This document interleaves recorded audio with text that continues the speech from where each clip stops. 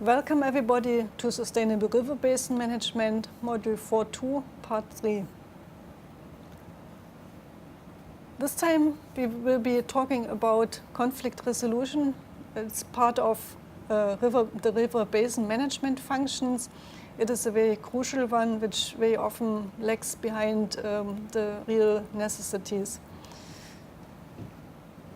Well, sustainable river basin management in itself is counseling change. So we expect that we move away from our standard practices towards sustainable management of our river basins. And as with many things which relate to change, there's a resistance to change, advantages, conditions to benefit others. For example, the relationships between upstream and downstream users, or the relationships of a landholder who owns the groundwater underneath his land or her land versus somebody who has rented a piece of land or is landless. And often the unwillingness to adhere to the very own country's laws.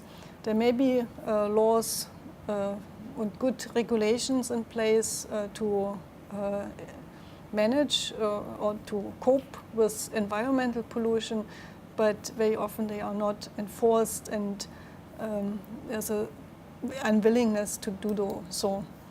And all of this can create an environment of potential conflict, but it also can create an environment of potential cooperation. So we need to understand what the tipping points are, and we also need to know and make sure that institutions dedicated to conflict management are created, are set up, and also maintained. So both of those are very important to conflict management towards sustainable river basin management. Now let's move into the definition of conflict first. A conflict is present when two or more parties perceive that their interests are incompatible. It's also present when both express a hostile attitude or pursue their interests through actions that damage the other party.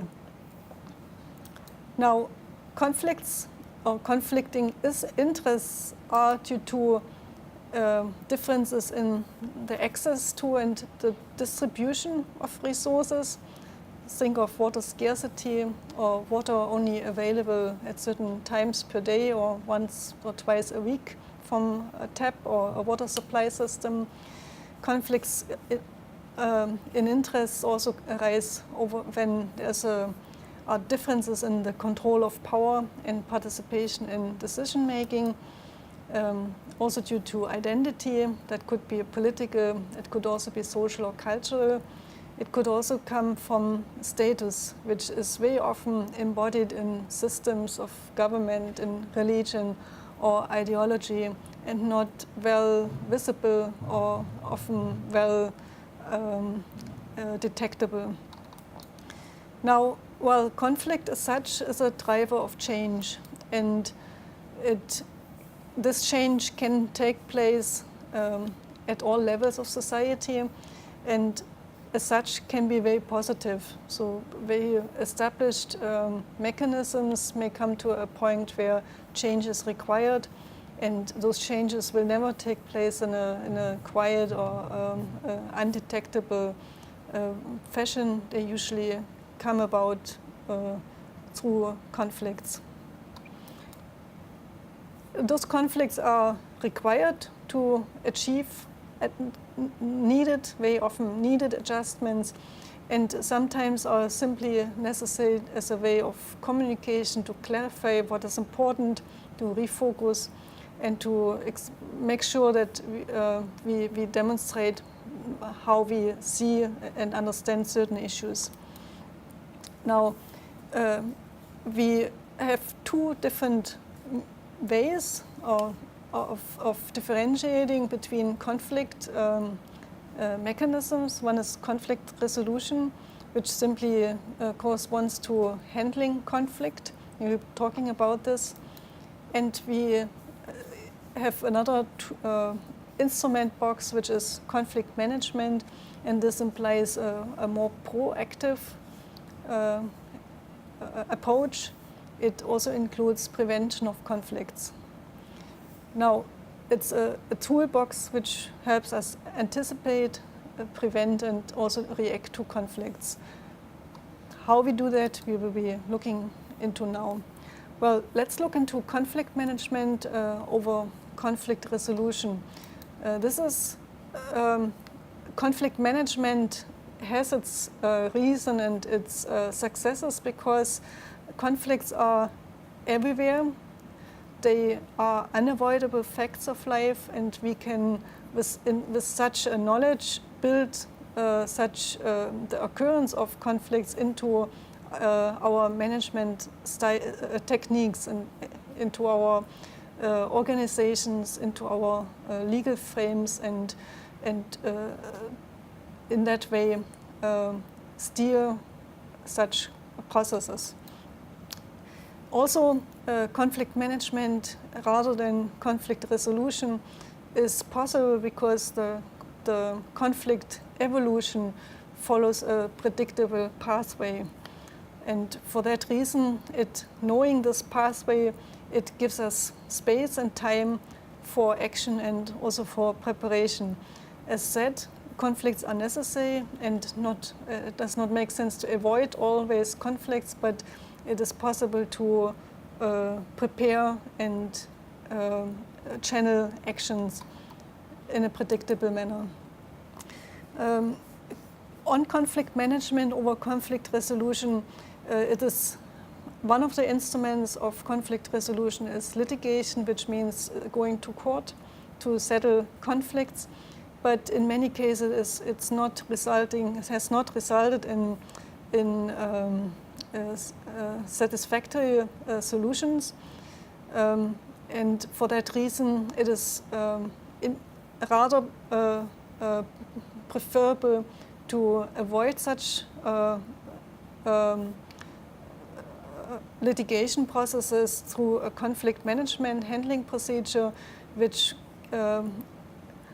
will always lead to more acceptable solutions and can be used to de-escalate conflicts at a much earlier stage. Now, also when we talk about conflict management rather than conflict resolution, it is important to notice that although there may be peace on the surface, there may be no open conflict visible, it does not actually mean that there is a peaceful setting. Wherever there are several people in one place or having to share one place or work together or share the same resources, there will be some tensions which may not lead automatically to open conflict, but also do not correspond to entirely peaceful settings. So any other small process can actually trigger or spark grievance, disputes, conflicts, and essentially overturn the peaceful setting or peaceful situation in a very quick way. For that reason, again, conflict management can analyze such situations and de-escalate such pathways at a much earlier stage. Now, conflicts in water management can be either real or potential. They could be bound to a geographical location and the context of this geographical location, for instance, the upstream or downstream division. They could also be driven by socioeconomic priorities or certain sector approaches, such as agriculture, such as tourism, or any prestigious high-level projects implemented by governance or certain state actors. And they could also come in all the scales at local, regional, and international scale. Now, very often when we talk about water and potential conflicts, we hear the term water wars or blue gold. I recommended you a documentary earlier on this subject. But we also see that in many cases there is evidence, specifically on water, that there is more cooperation than any conflicts taking place over water resources. So in a way, the term water wars are very alarming, but in reality, people tend to come together and rather cooperate. Although we know that there are many interstate level conflicts over water resources. Now let's reflect upon the points for cooperation, and of course this very same could be points of conflict. First of all, what are points are usually the equitable sharing of rivers during lean periods, the sharing of data and expertise for flood forecasting, watershed management, hydropower generation, the augmentation of flow during lean periods, the cooperation in flood management, cooperation in navigation and management, sedimentation controls or other loss controls, specifically bodies, for instance, cross-border pollution management, and the cooperation in training and capacity building. Now, let's look into an analysis that was conducted in 2008 on conflict management mechanisms in river basin accords. I only extracted here the information on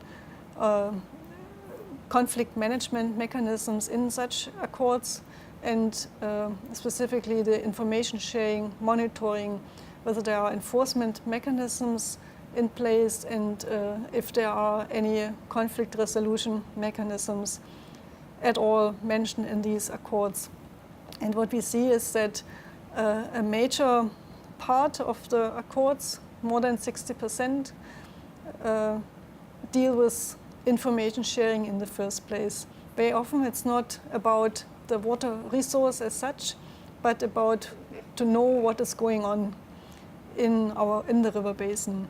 And the other important aspect is that about 50% of the accords are about water monitoring or about monitoring in the river basin.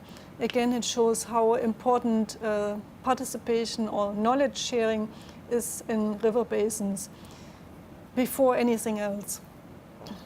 However, we have about 50% of the accords where there is no mechanism inbuilt into the accord of dealing with conflicts. There's no conflict resolution mechanisms built in. And then we have about 80% of the accords who mention some mechanism of conflict resolution, however, have no enforcement mechanisms lined up in the accord. So there's good talk on paper, but in reality it's impossible to enforce what's been said.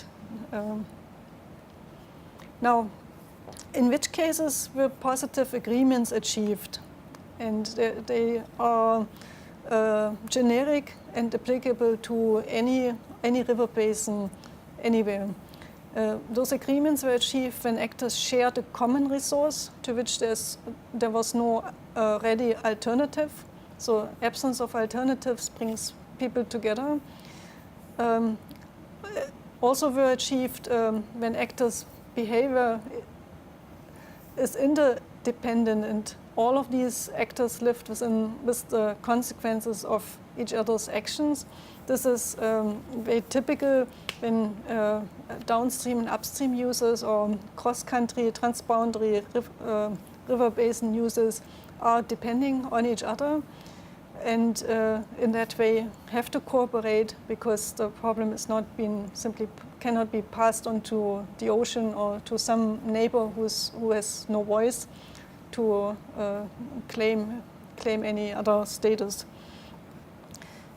Where a problem arises and individual solutions either did not work or are short-lived or would lead to win-lose outcomes and deepen grievance and latent conflict.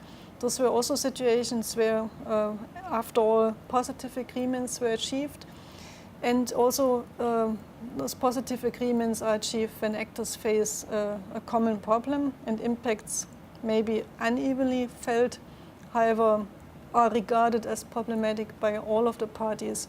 So even though somebody may financially or economically better off and have alternatives, drill a borewell or move out or build higher, it still will affect that party, and for that reason they after all may come together and cooperate.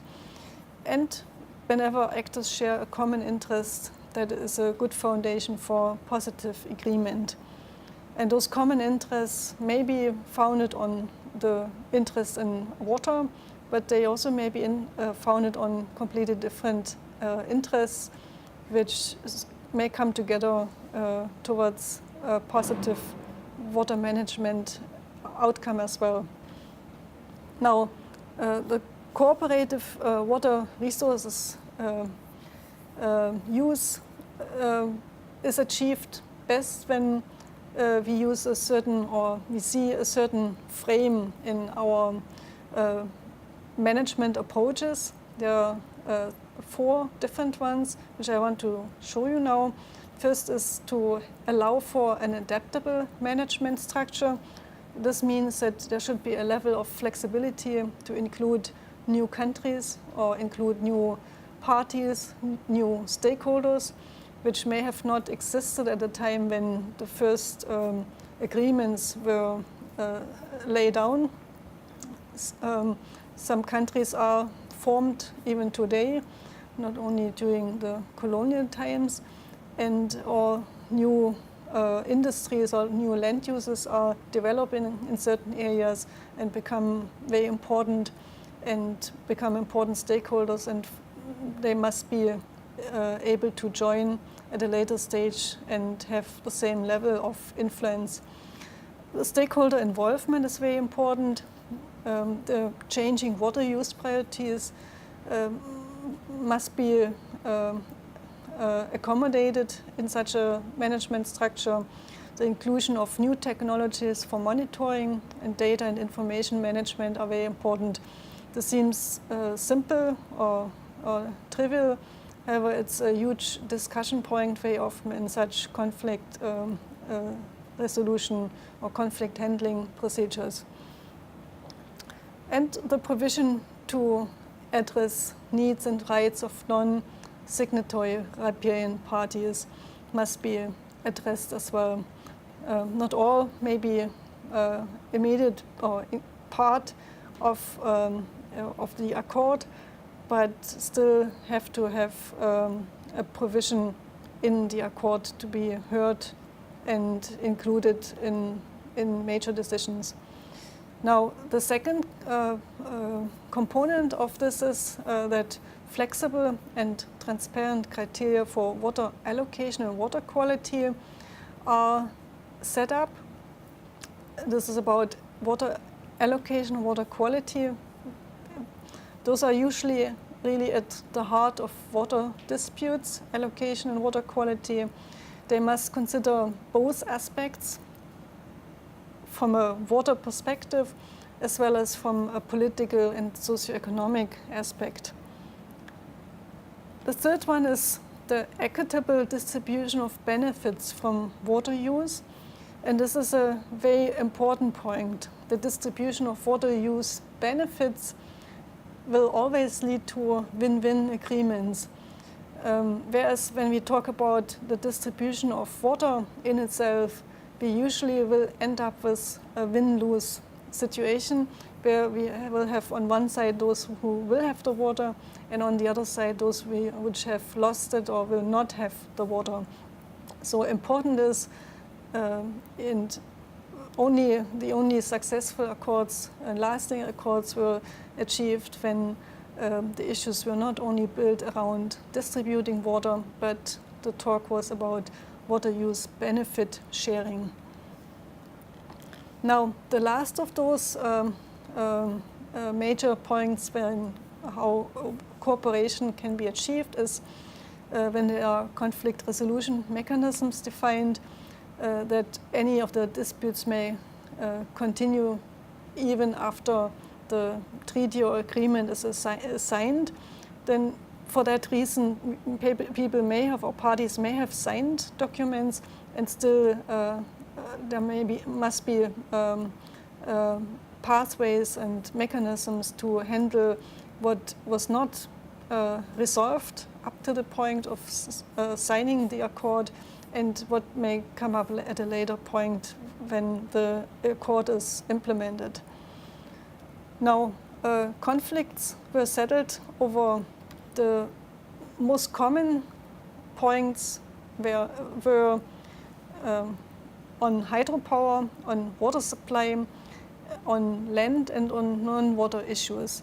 This analysis was conducted for river basin accords up to 1996. Meanwhile, there are many more accords around for international river basins specifically.